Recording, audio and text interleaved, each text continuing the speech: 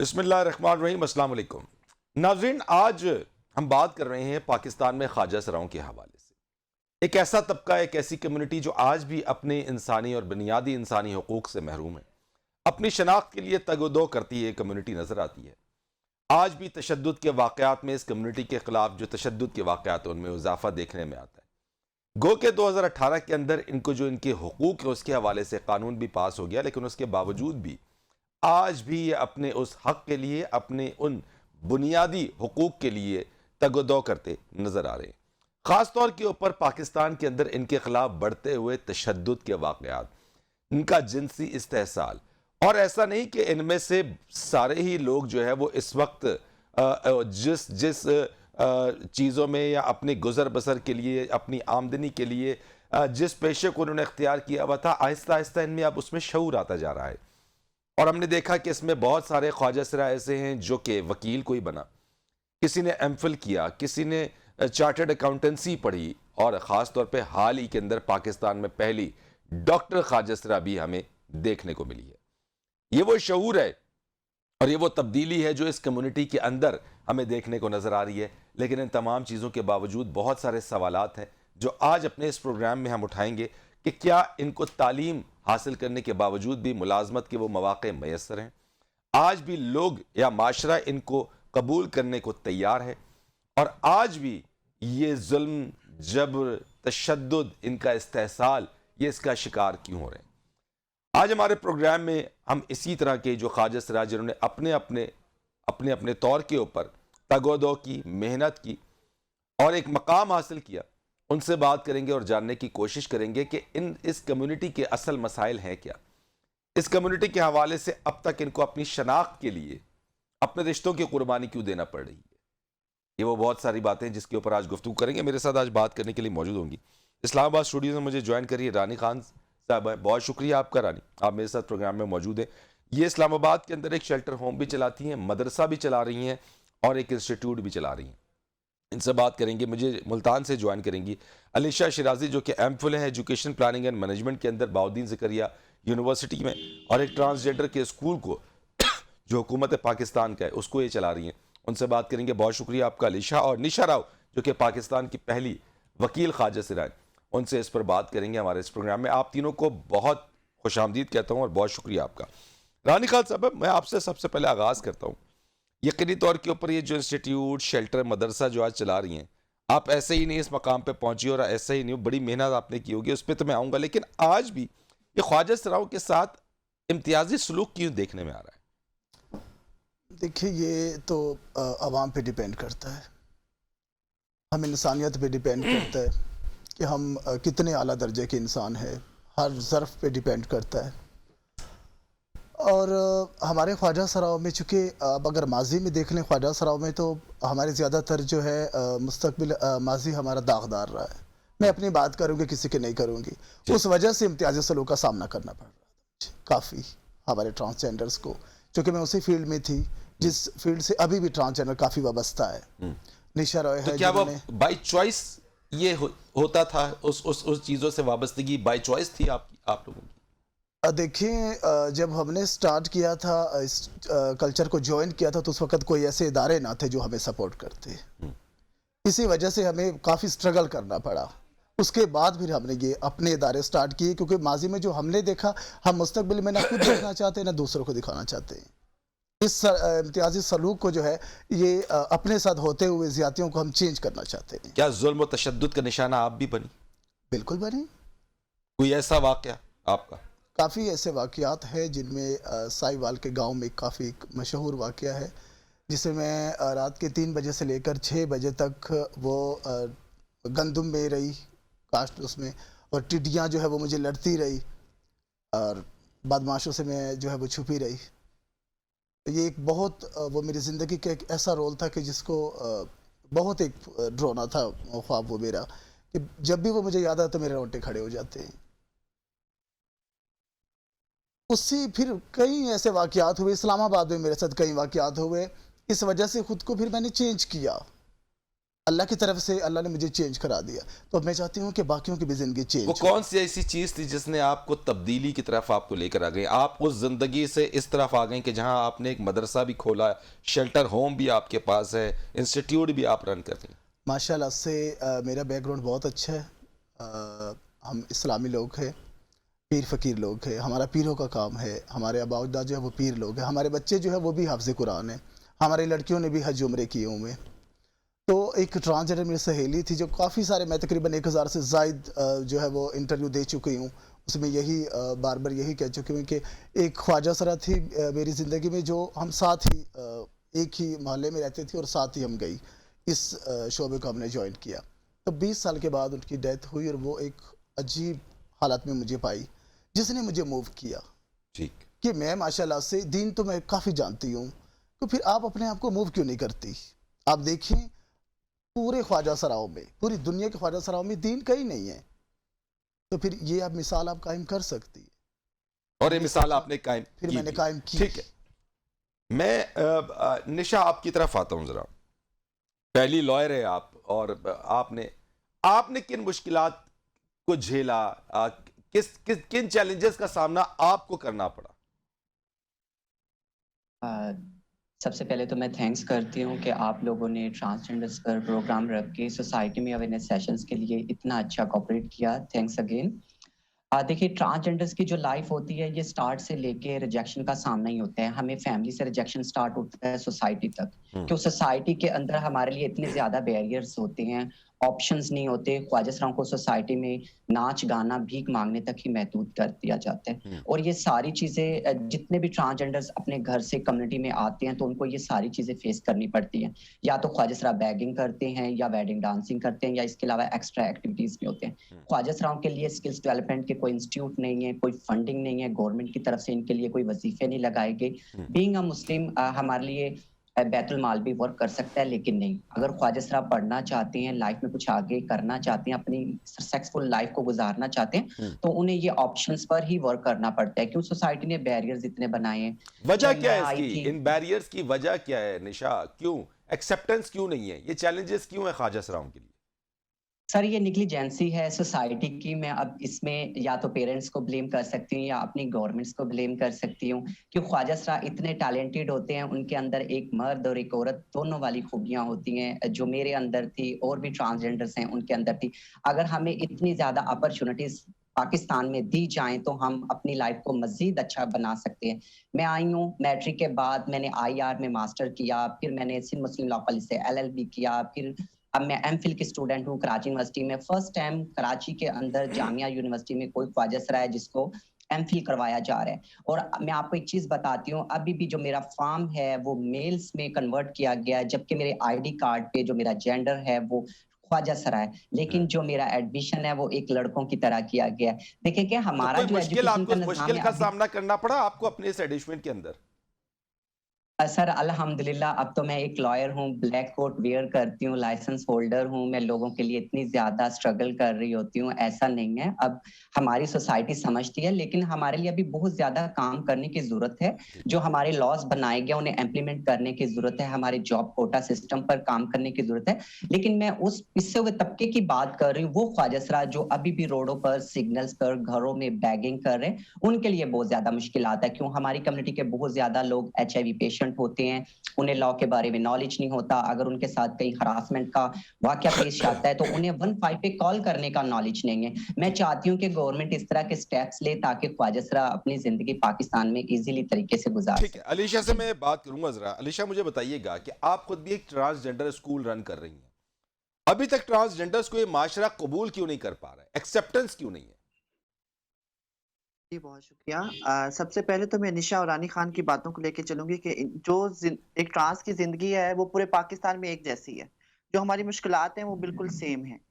और उसके बाद मैं बात करूँ कि सोसाइटी के रवैयों की। सोसाइटी के रवैये जो हैं, वो अभी तक हमारे अनफॉर्चुनेटली हम लोग डिग्रियाँ तो ले चुके हैं, हम लोग पढ़ चुके हैं, हाँ। लेकिन हमने उन डिग्रियों की जो उनका बैकबोन है, हमने उनको नहीं समझा कि तालीम बेसिकली हमें देती क्या है।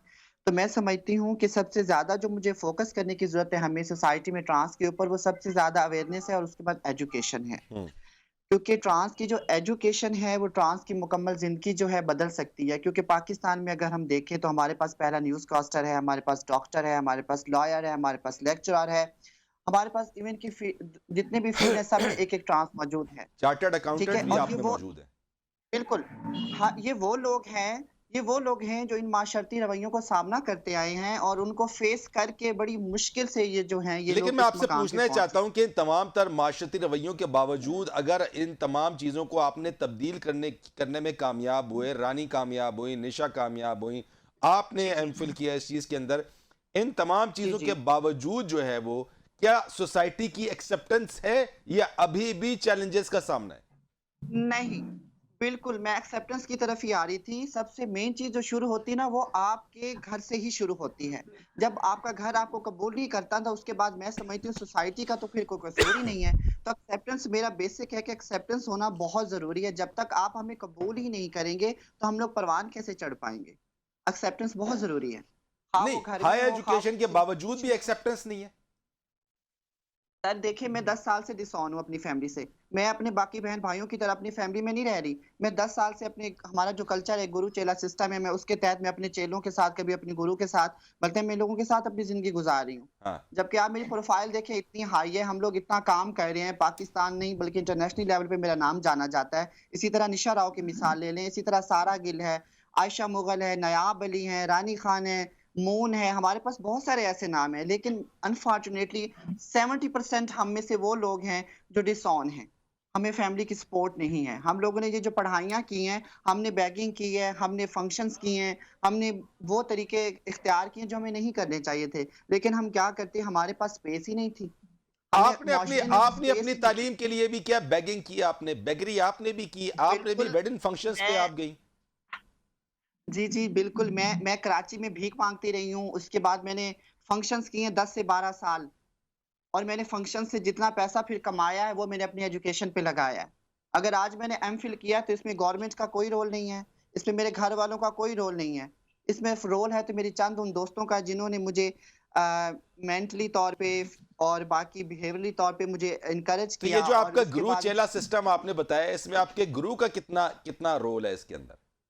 دیکھیں ایک پڑھا لکھا جو گرو ہے نا اس کا بہت بڑا رول ہے. کیونکہ گھر میں اگر ہم کہتے ہیں نا کہ ایک فرد کی تعلیم جو ہوتی ہے پورے خاندان کی تعلیم ہوتی ہے، تو اسی طرح ہمارے جو گرو کی تعلیم ہے نا وہ آگے ہمارا پورا ایک سرکل چینج کر سکتی ہے. اب میں پڑھی لکھی ہوں نا تو میرے پاس جو میرے چیلے ہیں موسٹلی وہ پڑھے لکھے ہیں اور میں کوشش کرتی ہوں، میں ایک اسکول چلا رہی ہوں کہ جتنا ہو سکے میں کمیونٹی کو انگیج کر کے ان کو ایجوکیشن کی طرف لے کے آؤں. کیونکہ ایجوکیشن ہوگی تو ہمیں پتہ ہوگا ہمیں گھر میں قبول کیسے کیا جانا ہے، ہمیں سوسائٹی کے رویے کیسے بدلنے ہیں، ہم نے معاشرے میں اپنی جو جگہ ہے وہ کیسے بنانی ہے، ہم نے نوکریاں کیسے حاصل کرنی ہیں، ہمارا جو معیار ہے وہ کیسے انسانیت کے معیار پہ آئے گا. مطلب یہ بیسیکلی وہ چیزیں ہیں جو ہمیں تعلیم دیتی ہے. تو تعلیم میرے نزدیک سب سے زیادہ اہم ہے اس وقت. بالکل ٹھیک، آپ نے یہ بات کی ہے اور اپنے جو بہت اہم بات کی کہ جب تک فیملی اون نہیں کرے گی تو سوسائٹی کیسے اون کرے گی. ایک بریک لیں گے، بریک کے بعد آئیں گے اس پر مزید بات.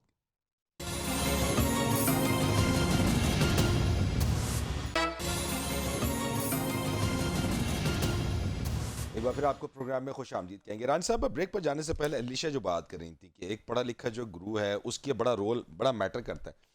آپ نے جو داغ بیل ڈالی ہے اس چیز کی، کیا آپ نے آپ کے اس مدرسے کے اندر یہ تمام چیزیں، یعنی مدرسے میں پڑھنے والے جو خواجہ سے رہے ہیں ان کی بھی ایکسیپٹنس نہیں ہے سوسائٹی کے اندر؟ یعنی وہ بھی جو ہے وہ اپنی شناخت کے لیے جو ہے وہ کوششیں کر رہے ہیں.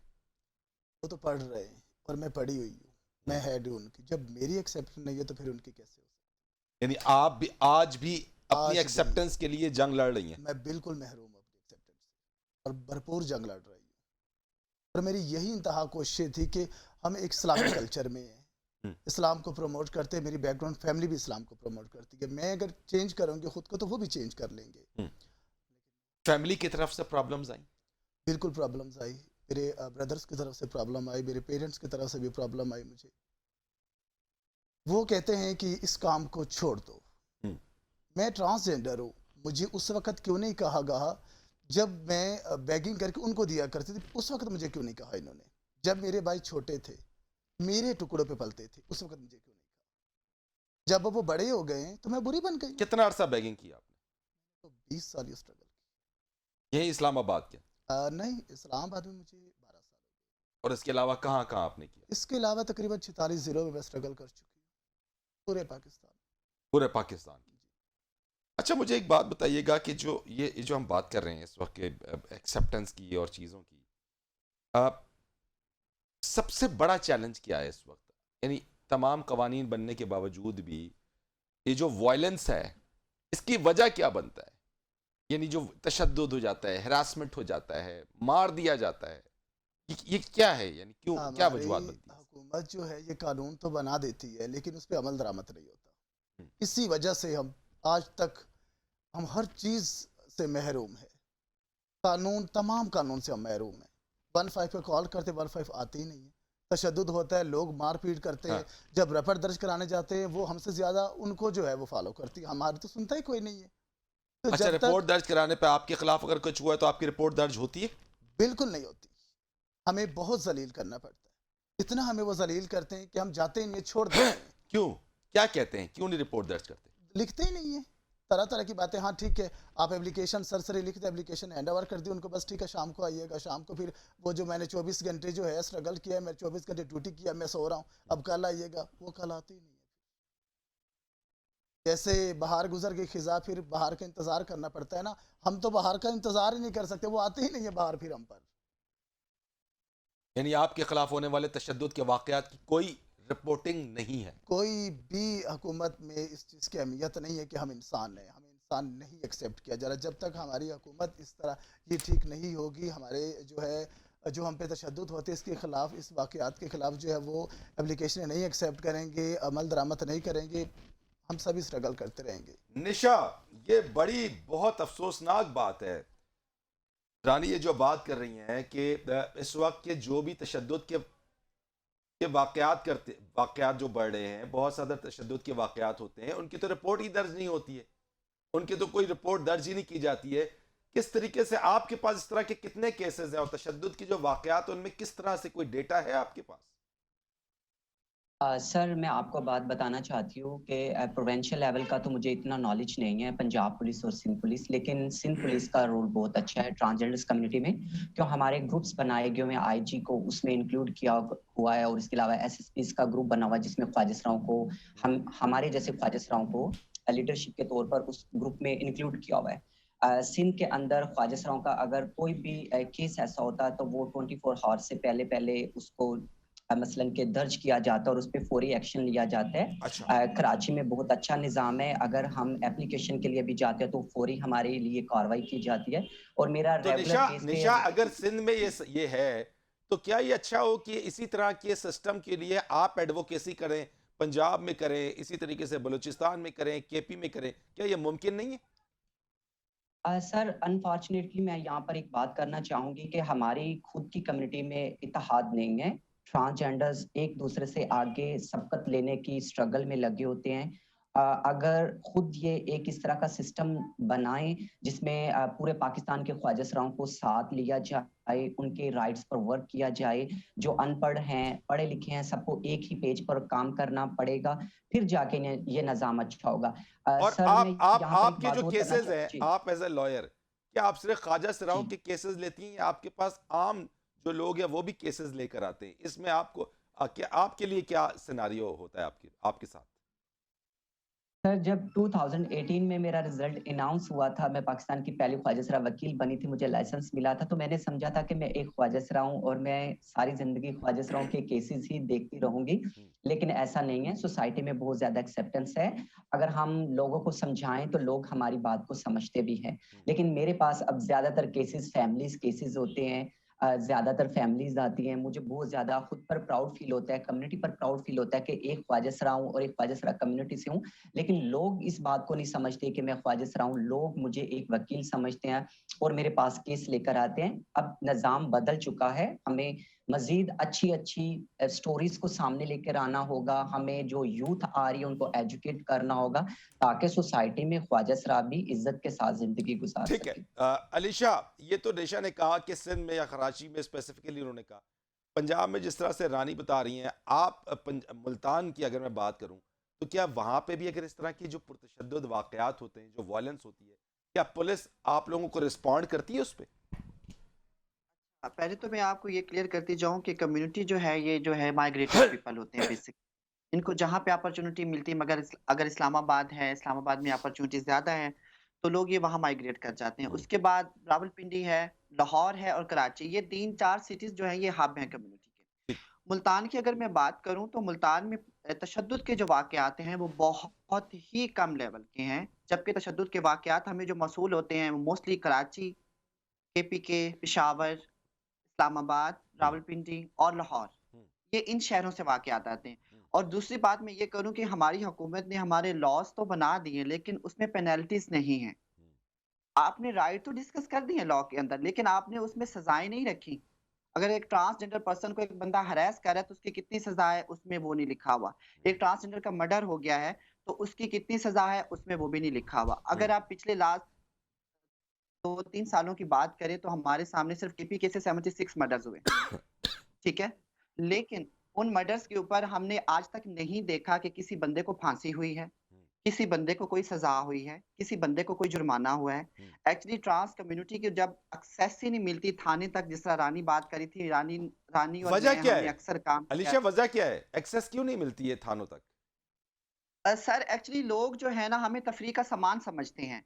उनके नज़दीक वही पुरानी तकिया-नुसी चीज़ें चलती आ रही हैं, और वो यही कहते हैं कि ये इनका रोज़ का मामला है। अगर हम इस तरह से थाने में इनको बिठा के बैठ गए और इनके मामलात हल करना शुरू कर दिए, तो ये तो बहुत सारे वाक़यात होते हैं, उनको पता है, तो ये तो रोज़ थाना कचहरी के हमें भी भुगतना पड़ेगा। यानी आप तो कह रही इसकी कि सबसे माइंडसेट का मसला है, माइंडसेट का इशू है। बिल्कुल, बहुत ज़्यादा मसला है सर। अब एक पढ़ा-लिखा आदमी जो है, अपनी जाके आवाज़ वहाँ पे बुलंद कर सकता है। मैं गई हूँ, मुझे लॉ का पता है, मैं 2-4 ट्रांस को और लूँगी, मैं थाने में जाके एहतजाज करके भी अपनी बात मनवा सकती हूँ। लेकिन उस बंदे का क्या होगा, या उस बंदी का क्या होगा, जिसके ऊपर तशद्दुद हुआ और बिल्कुल ग्रास रूट लेवल से है, तो आप सोचें उसके साथ किस तरह का नारवा सलूक होता होगा। और ये मेरी आँखों के सामने हुए, रानी भी इस बात की गवाह है, हमारे सामने 2-3 केसेज़ ऐसे गुज़रे हैं। इस्लामाबाद जैसे सिटी के अंदर जो है, इस तरह के वाक़यात हुए हैं कि रपट दर्ज नहीं की गई, और उन्होंने हमें दरवाज़ा बंद कर दिया थाने का, और इस तरह की ये चीज़ें रूटीन में जो चलती रहती हैं ट्रांस के साथ। ठीक हो गया। एक यहाँ पे आपने जो बात की, ऐसी चीज़ों के ऊपर बात करेंगे और इसके साथ साथ इस पर भी बात करेंगे कि ख्वाजा सिराब का जो रूप जो है वो भी धारा जाता है, तो क्या इस तरह के जो लोग हैं वो असल जो ख्वाजा सिरा है उनकी बदनामी का भी बायस बन रहे हैं? एक ब्रेक लेंगे, ब्रेक के बाद आके इस पर बात।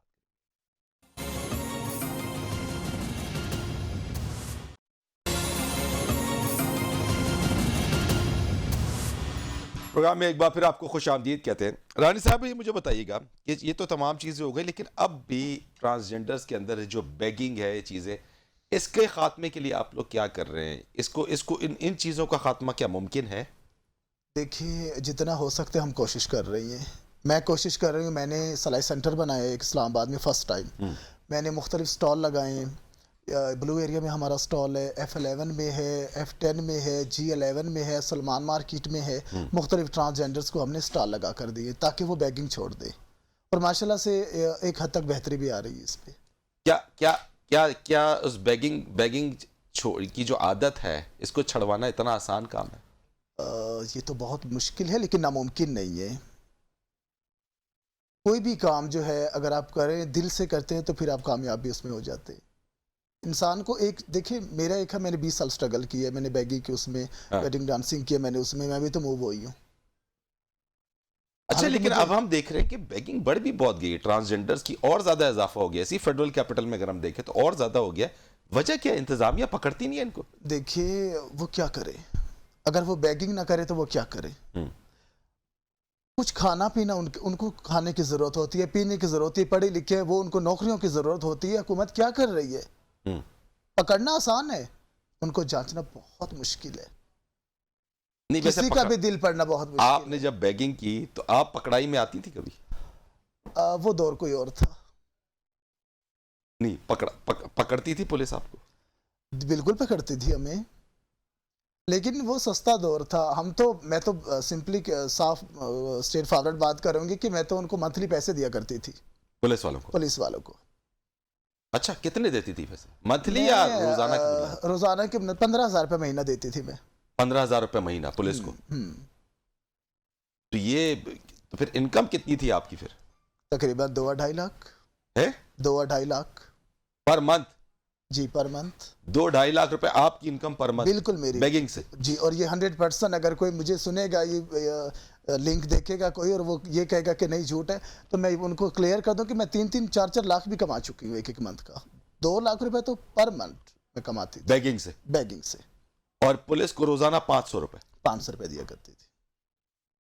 یہ تو پھر تو یہ ملی بھگت ہوئی نا. پھر تو یعنی ایک تو پولیس یعنی جن کو نہیں پکڑتی اس کا مطلب ہے کہ وہ پورا پیسہ جا رہا ہے ان کو. 100% کنفرم ہے یہ، ان کو بالکل پیسہ جا رہا ہے، اس لیے ان کو بیگرز کو نہیں پکڑا جا رہا. اب جب کہ دیکھیں کہ موو کیا ہے میں نے ابھی ادارہ بنایا ہوا ہے، اس میں میرے بڑے بڑے شیلٹر ہوم ہیں، ہزاروں لنک اوپن ہوئے، میرے بڑی بڑی تو جو بیگنگ کرتے ہیں ان کو آپ اپنی شیلٹر ہوم میں مدرسے میں لا رہی ہیں؟ بالکل لا رہی ہوں، لیکن کچھ ایسے ہیں جو ہمارے ہی خلاف ہو چکے ہیں. اچھا وہ نہیں چھوڑنا چاہتے. وہ نہیں چھوڑنا چاہتے. دیکھیے ایک 5-7 ہزار روپے کما رہے ایک ٹرانسجینڈر، اس کو میں وہاں لے کر آؤں گی شیلٹر ہوم میں مدارس میں، وہ نہیں کما پائے گا. اگر وہ سٹال لگائے گا تو سٹال میں 1000 1200 1500 800 700 کمائے گا، تو کیا وہ موو کرے گا؟ مشکل ہے، نہیں کرے گا. میں تو اسی سٹرگل میں. اور اسی پیسے کی وجہ سے جو ہے وہ دوسری ایکٹیویٹیز میں بھی یہ خواجہ سرا انگیج ہوتے ہیں، انوالو ہوتے ہیں. بالکل ایسے ہی ہے، لیکن کافی اچھے لوگ بھی ہیں، جیسے یہ 2 ٹرانسجینڈرز ہیں ہمارے. علیشا میری اچھی بیسٹ فرینڈ ہے، ماشاءاللہ انہوں نے بہت اچھا سٹرگل کیا ہے اور ایک اچھا جو ہے وہ کام کر رہے ہیں. یہ پوری دنیا میں فرسٹ ٹائم، میں نے بھی پوری دنیا میں فرسٹ ٹائم مدارس بنایا، پوری دنیا میں فرسٹ ٹائم میں نے شیلٹر ہوم بنائے، پوری دنیا میں فرسٹ ٹائم میں نے جاب دلوانا سٹارٹ کیا ٹرانسجینڈرز کو. چلے یعنی کہ ایک مائنڈ سیٹ تبدیل کرنے کی آپ نے ایک کوشش کی ہے. جی. نشا کیا مزید اور اسٹیپس لیے جانے چاہیے تاکہ معاشرے میں ایکسیپٹنس زیادہ سے زیادہ بڑھے ٹرانسجینڈر کمیونٹی کی؟ سر یہاں پر ہم گورنمنٹ کو اگر وہ بات کریں تو گورنمنٹ کے لیول کی، تو گورنمنٹ کو سپورٹ کرنا چاہیے. اگر گورنمنٹ خواجہ سراؤں کو سکلز ڈیولپمنٹ کی یا ایجوکیشن کی طرف لے کر آتی ہے تو گورنمنٹ کو خواجہ سراؤں کے لیے سٹیپنس لگانے چاہیے. ہاں لیکن وہ تو نہیں کر رہے. لیکن آپ جیسے خواجہ سرا جنہوں نے کوئی مقام اب لے لیا ہے، رانی نے جس طرح سے بات کی ہے، علیشا جس طرح سے کر رہی ہیں، آپ خود لائر ہیں، اب اگر گورنمنٹ نہیں کر رہی ہے تو کیا آپ لوگ یہ پلان کرتے ہیں کہ معاشرے کے اندر اویئرنیس، لوگوں میں ایکسیپٹیبلٹی اور جو آپ کی سٹرگل ہے اس کے لیے آپ سب لوگ خود سے کوئی محنت کرنے کے لیے کوئی پلانز ہے آپ کے پاس کہ آپ خود سٹرگل کریں اپنی کمیونٹی کے لیے؟ سر کراچی کے اندر میرا ادارہ ہے ٹرانس پرائڈ سوسائٹی. اس کے پلیٹ فارم سے میں نے ایک ٹرانس شیلٹر ہوم بنایا ہوا ہے، اور اس کے علاوہ سر میں ایک بوتیک چلا رہی ہوں، ٹرانس ٹیلر شاپ، جہاں پر ہم خواجہ سراؤں کو اسٹچ سکھا رہے ہیں اور کپڑا آن لائن سیل کرتے ہیں اور یہ بزنس کر رہے ہیں. میرا جو شیلٹر ہوم ہے سر، یہ بنانے کا پلان یہ ہے کہ کراچی کے اندر یا پورے پاکستان سے کوئی بھی خواجہ سرا یہاں آ کر سٹے کر سکتا ہے. اس کو 3 ٹائم کھانا ملے گا، ہم اس کو پراپر طریقے سے ایجوکیٹ کریں گے، اس کے ہم جو فیسز ہیں بوچر ہیں وہ پے کریں گے. کیوں نشا نے تو 10 سال روڈوں پر بیگنگ کی ہے، لیکن میں چاہتی ہوں یہ یوتھ خواجہ سرا آ رہے ہیں وہ یہ پلیٹ فارم جوائن کریں تاکہ ہم ان کے ایجوکیشن کے لیے تھوڑا سیریس طریقے سے کام کر سکیں. اور ماشاءاللہ اب بہت زیادہ امپروومنٹ ہے. تقریباً میرے پاس 25 ٹرانسجینڈر اسٹوڈنٹ ہیں جو ڈفرینٹ کالجز اور یونیورسٹیز میں. نشا بیگنگ کو کیسے ڈسکریج کیا جا سکتا ہے؟ چلے آپ نے بھی بیگنگ کی، رانی نے بھی کی، علیشا نے بھی کی. کیا کسی مقام تک پہنچنے کے لیے، کسی اعلیٰ مقام کو حاصل کرنے کے لیے بیگنگ کرنا ضروری ہے؟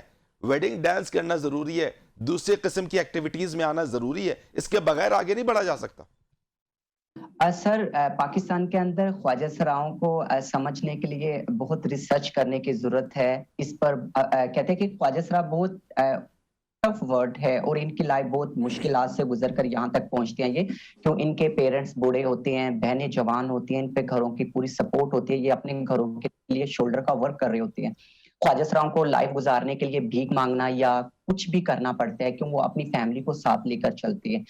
جو سوسائٹی کا ایک امپیکٹ بنا دیا گیا، سوچ بنا دی گئی ہے، لیکن خواجہ سرا کی جو لائف ہے وہ بہت اپوزٹ ہوتی ہے. خواجہ سرا پورا خاندان پال رہے ہوتے ہیں، اپنی بہنوں کی شادیاں کر رہے ہوتے ہیں، اپنے بہن بھائیوں کو ایجوکیٹ کر رہے ہوتے ہیں، اپنے ماں باپ کا سہارا بنے ہوتے ہیں. ان کی مجبوری ہوتی ہے بھیک مانگنا. اگر ہم خواجہ سراؤں کو ایجوکیشن کی طرف لے کر آئیں، ان کو بیگنگ سے منع کریں تو یہ ناممکن چیز ہے. کیوں ہم خواجہ سراؤں کی جو لائف ہے اس کو اچھے طریقے سے بیان نہیں کر سکتے، کیوں ان کی اتنی زیادہ مشکلات ہوتی ہیں. ہم ان کو اگر سمجھائیں تو وہ سمجھتے نہیں ہیں. اس کے لیے سر میں چاہتی ہوں کہ ہمیں مزید کام کرنے کی ضرورت ہے تاکہ ہم خواجہ سراؤں کی زندگیاں بدل سکیں. اور سیکنڈ، خواجہ سرا اب ایج کے اس دہاڑے پر پہنچ چکے ہیں، اولڈ ایج ہو چکے ہیں. اگر ہم انہیں بیگنگ سے ہٹا کر کوئی اور کام کی طرف بھی لے کر آئیں تو یہ ہمارے لیے بہت ناممکن ہوگا. لیکن ہم پاکستان کو اچھے طریقے سے چلا چلانے کے لیے اور خواجہ سراؤں کا رول اچھا پلے کرنے کے لیے جو ینگ خواجہ سرا آ رہے ہیں ہم ان کی ایجوکیشن پہ کام کر سکتے ہیں اور اس کے لیے ہم ماشاءاللہ ٹھیک ہے، یعنی آپ پورے پاکستان کے تبدیلی اندر لے کر آ رہے ہیں. علیشہ میرے ساتھ موجود ہے جی جی. لائن پہ. جی علیشہ موجود ہوں. علیشہ مجھے یہ بتا دیجئے گا ذرا سا کہ یہ جس طریقے سے بات نشا نے کی ہے، کیونکہ بیگنگ کی بات ہم کر رہے ہیں، کیا یہ جو اتنا لوکریٹو کام ہے اور اتنا اس کے اندر پیسہ جیسے رانی نے بھی بتایا، کیا یہی تو وجہ نہیں ہے کہ جس طریقے سے ابھی منسٹری آف انٹیریئر نے ڈیٹیلز ابھی دی ہیں کہ 28,000 سے زائد لوگوں نے جو ہے وہ اپنی جنس کی تبدیلی کے حوالے سے جو ہے وہ اس موجودہ حکومت کے اندر جو وہ ہوئی ہے، کیا آپ سمجھتی ہیں کہ یہ اسی وجہ سے اور یہ جو روپ بھی دھاڑ لیتے ہیں، بہروپ بھی دھاڑ لیتے ہیں، یہ خواجہ سراؤں کی بدنامی کا باعث بھی ہیں؟ اچھا پہلے تو میں آپ کے بھیک والا سوال کلیئر کرتی جاؤں. پہلے مجھے یہ بتائیں کہ آپ کو سگنلز کے اوپر 1-2 ٹرانس نظر آتے ہیں، باقی بچے، عورتیں اور بوڑھے جوان وہ نظر نہیں آتے؟ وہ کتنے لوگ ہیں جو بھیک مانگ رہے ہیں؟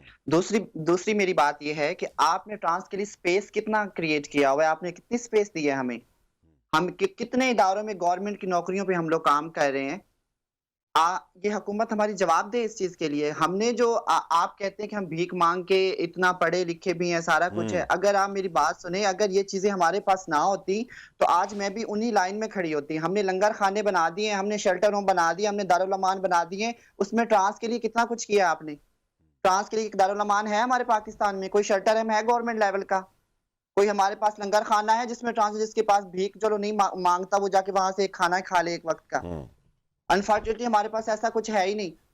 اور کمیونٹی جو کر رہی ہے وہ اپنے بہا پہ کر رہی ہے. اللہ بھلا کرے ان لوگوں کا جو میرے لوگوں کو سپورٹ کر رہے ہیں، جو ڈونرز ہیں، جو مطلب تھوڑا بہت خرچ کر کے اس طرح کی ایکٹیویٹیز کی لے کے آ رہے ہیں، ورنہ اکیلی میں تو کچھ بھی نہیں کر سکتی. اچھا میری بات علیشہ اگر اتنی مشکلات ہے تو اس کے باوجود لوگ جنس کی تبدیلی کیوں کروا رہے ہیں اگر اتنی زندگی مشکل ہے تو؟ جی اس میں جنس کی تبدیلی کی طرف بھی میں آتی ہوں. آپ اگر وہ ڈیٹا اٹھا کے دیکھیں تو اس میں جو جنس کی تبدیلی ہے وہ مرد اور عورت کے درمیان ہے. ٹرانس صرف 4 لوگوں نے اپلیکیشن دی ہیں ٹرانسجنڈر کے لیے. اگر آپ وہ ڈیٹا اٹھائیں تو مطلب مرد جو ہے وہ ڈائریکٹ عورت بننے کے لیے ہے اور عورت جو ہے وہ ڈائریکٹ مرد کے لیے. ٹرانس کی طرف نہیں آیا کیونکہ انہوں نے پتا ہے کہ یہ پسا ہوا طبقہ ہے. پہلے تو ہمیں اس ڈیٹا کو کریکٹ کرنا ہوگا صحیح کہ ٹرانس، ہاں جی، کہ ٹرانسجنڈر پرسنز کی طرف کتنے بندے آئے یا کتنی عورتوں نے اپلیکیشن دی ہیں. یہ تو ہم لوگ اپنے عورتیں اور مرد آپس میں جنگ لڑ رہے ہیں یہ والی. تو اگر آپ یہ ڈیٹا اٹھا کے دیکھیں گے تو میں تو خود شاکڈ ہو گئی تھی جب میں نے یہ نیوز پڑھی اور اس کے بعد پھر جب میں نے اس کی ڈیٹیل دیکھی تھی. تو مطلب اس میں جن لوگوں نے یہ اپلیکیشن دی کہ ہم ٹرانسجنڈر بننا چاہتے ہیں تو وہ صرف 4 لوگ تھے، باقی سارے عورت اور مرد کے خانے میں بٹے ہوئے ہیں. اس میں ہماری کمیونٹی کا کوئی قصور نہیں ہے، نہ ہی ہماری کمیونٹی کے کچھ لوگ ہیں اس میں. کیا وہ بدنامی کا باعث بن رہے ہیں آپ کی کمیونٹی کے؟ دیکھیں بدنامی کا باعث تو ہوتے ہیں، ظاہر ہے بلیک شیپ ہر جگہ ہوتی ہے، لیکن اتنا بڑا بلیم جو میری کمیونٹی کے اوپر لگایا جاتا ہے نا، جنس کی تبدیلی والا اور یہ والا، یہ سب چیزیں گورنمنٹ کو نظر آ رہی ہیں. ڈیٹا جو ہوتا ہے آخر انٹیریئر منسٹری کے پاس آیا تو انہوں نے اس کی چھان بین کیوں نہیں کی؟ انہوں نے پوچھا کیوں نہیں ان مردوں سے جو عورت بننا چاہتے ہیں؟ میں نے کبھی کہا ہے کہ میں عورت بننا چاہتی ہوں؟ میری اپنی پہچان ہے، مجھے اللہ نے تخلیق کیا ہے مردوں اور عورتوں کے درمیان، تو میری اپنی پہچان ہے. نشا بیٹھی ہے، رانی بیٹھی ہے، میں رانی کو آفر پیش کرتی ہوں کہ کیا وہ ایک مرد یا ایک عورت کا روپ دھارے گی؟ کبھی نہیں دھارے گی. کیونکہ ٹرانسجنڈر پرسن کا مطلب ہی یہ خواجہ سرا، مطلب اللہ کی تخلیق ہوں میں تیسری جنس ہوں. مجھے تو ضرورت ہی نہیں ہے کہ میں ایک مرد بنوں یا میں ایک عورت بنوں. پھر میرا وجود کہاں جائے گا؟ ٹھیک ہے، میرا لاسٹ سوال ہوگا آپ سے یا نشا سے بھی اور رانی سے بھی کہ یہ جو آپ کی کمیونٹی کے اگینسٹ میں وائلنس اور یہ جو مائنڈ سیٹ ہے، اس کے لیے کیا شارٹ جواب دیجیے گا؟ کیا کرنا چاہیے؟ کن چیزوں کی ضرورت ہے کہ لوگوں میں ایکسیپٹنس آئے، وائلنس میں کمی آ سکے؟ کیا کرنا ہوگا اس کے لیے؟ نشا آپ کا جواب اس کے اوپر کیا ہے؟ سر جو ہمارا لا بنا ہے 2018 میں ایکٹ ہے، میں چاہتی ہوں کہ اس پر امپلیمنٹ کیا جائے. ٹرانسجنڈرز کے لیے جو جاب کوٹا سسٹم ہے اس پر ورک کیا جائے اور ایجوکیشن دی جائے. خواجہ سراؤں کے لیے ریزرو سیٹس ہوں ایجوکیشن کے لیے، اور ان کے لیے ایجوکیشن انٹرنیشنل لیول پر اور نیشنل لیول پر فری کی جائے تاکہ خواجہ سراؤں میں اویئر ہو سکے اور یہ اچھا مقام پا سکے. ٹھیک ہے رانی، یور کمنٹس اوور اٹ. حکومت کو جو ہے اسٹرگل کرنا چاہیے، خواجہ سراؤں پر جو ہے جو انہوں نے کام ورک کیا ہے اس پہ عمل درآمد ہونا چاہیے. لیکن عام لوگوں کا بھی مائنڈ سیٹ چینج ہونا بالکل چینج ہونا بہت زیادہ ضروری ہے. ویسے ہوگا جب حکومت اقدام اٹھائے گی تو انفارچونیٹلی کہ یہ بھی مائنڈ چینج ہو جائے گا عام عوام کا بھی، کیونکہ قوانین تو ریاست نے بھی ڈیفائن کیے اور مذہب نے بھی ڈیفائن کیے ہوئے نا. بالکل لوگوں میں ایکسیپٹنس اور کیونکہ جو وائلنس ہے وہ تو لوگوں کی طرف سے. بالکل ایسے ہی ہے. हुकूमत को जो है ख्वाजा सराओं का एहतराम करना चाहिए। जैसे मैंने कहा कि हम थाना में जाते हैं तो हमें एक्सेप्ट नहीं किया जाता, थाने गेट बंद कर देता, निशा ने भी ऐसे ही कहा है। तो सबसे पहले ये माइंड सेट चेंज करना चाहिए हुकूमत को, अपने जो सरकारी और मुलाजिम लोगों में लोगों में फिर जैसे मैंने काम स्ट्रगल किया, मैंने लोग तो मेरी रिस्पेक्ट कर रहे हैं, लोगों में तो बहुत माइंड उनका चेंज हो गया। जी हमें स्पेस दें। जब तक हम लोग, जब मैं देखिए सारा डॉक्टर बनी है, जो हमारे जो अमराज हैं, जब तक डॉक्टर सारा जो है वो बेहतर समझ सकती है। ठीक, हमें खुशी हुई कि वो डॉक्टर बनी है, तो हमें अपने अंदर स्पेस दें। हमारे पास टीचर्स हैं, हमारे पास लॉयर है, हमारे पास डॉक्टर है, हमारे पास सब कुछ है, लेकिन हमारे पास स्पेस नहीं है। स्पेस आप हमारे अपने दरमियान हमें जगह दें। जब तक आप हमें अपने दरमियान नहीं बिठाएंगे, आपको मसाइल की आगाही नहीं होगी, वो रोल मॉडल दुनिया नहीं देखेगी, हम किसी मसले के हल तक नहीं पहुंच सकते। ठीक है, बहुत शुक्रिया आपका अलीशा शिराजी, आपका बहुत शुक्रिया, मेरे साथ मौजूद थी निशा राव, आपका बहुत शुक्रिया, रानी खान साहब आपका बहुत शुक्रिया। फरीद रईस को इजाज़त दीजिएगा।